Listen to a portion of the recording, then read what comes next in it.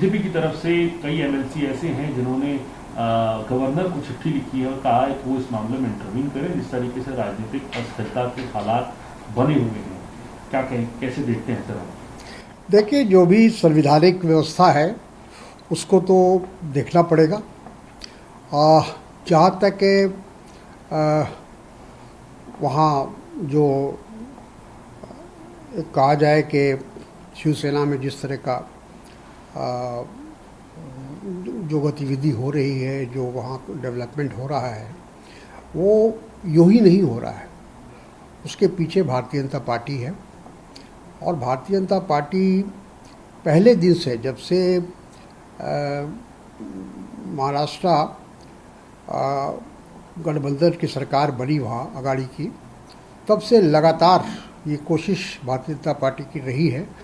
ये मैं समझता हूँ कि तीसरी बार ये कोशिश की जा रही है कि वहाँ की सरकार को कैसे गिराया जाए। जहाँ तक मैं समझता हूँ कि भारतीय जनता पार्टी का जो एक लक्ष्य है कि विपक्ष विहीन भारत बनाने का, ये उसी दिशा में एक उठाया हुआ कदम है, सोचा समझा हुआ कदम है।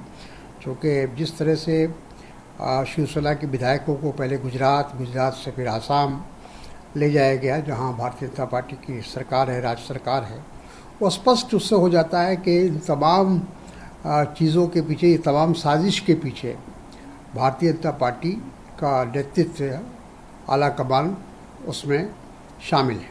संजय राउत इस बात का दावा कर रहे हैं कि कुछ केंद्रीय मंत्रियों की तरफ से जो है थ्रेट दिया गया शरद पवार साहब को और कहा कि इसके ऊपर एक्शन ले, जो है बीजेपी का नेतृत्व अगर नहीं लेता है तो माना जाएगा कि शायद ये सब अमित शाह जी और पीएम मोदी के इशारे पर हो रहा है। देखिए, संजय राउत जी ने ये बहुत ही गंभीर आरोप लगाया है केंद्रीय मंत्री मंडल के लोगों पर। अगर ये सही है तो बहुत ही निंदनीय है, शर्मनाक है। शरद पवार जी एक बहुत ही कद्दावर नेता हैं। उनकी 50 साल से ज़्यादा राजनीति में उनकी सेवा रही है, उनका योगदान रहा है और वो देश के डिफेंस मिनिस्टर भी रहे हैं, मुख्यमंत्री भी रहे हैं, कई पदों पर रहे हैं, कई जिम्मेदारी को निभाया है। अगर उनके साथ ये सलूक हो रहा है तो ये बहुत ही अफसोसनाक। तो इसके अलावा जाकिर नकवी साहब की जो है बेगम है, उन्होंने एक कंप्लेंट उन्होंने चैलेंज किया था सुप्रीम कोर्ट में एसआईटी की उस रिपोर्ट को जिसमें क्लीन चिट मिली थी तत्कालीन मुख्यमंत्री नरेंद्र मोदी और कुछ और बाकी लोगों को। सुप्रीम कोर्ट ने उसको डिसमिस कर दिया है, कैसे देखिए, सुप्रीम कोर्ट हमारे देश का सबसे उच्च न्यायालय है और उसका फैसला हम लोग ऐसा मान के चलते हैं कि वो अंतिम फैसला है।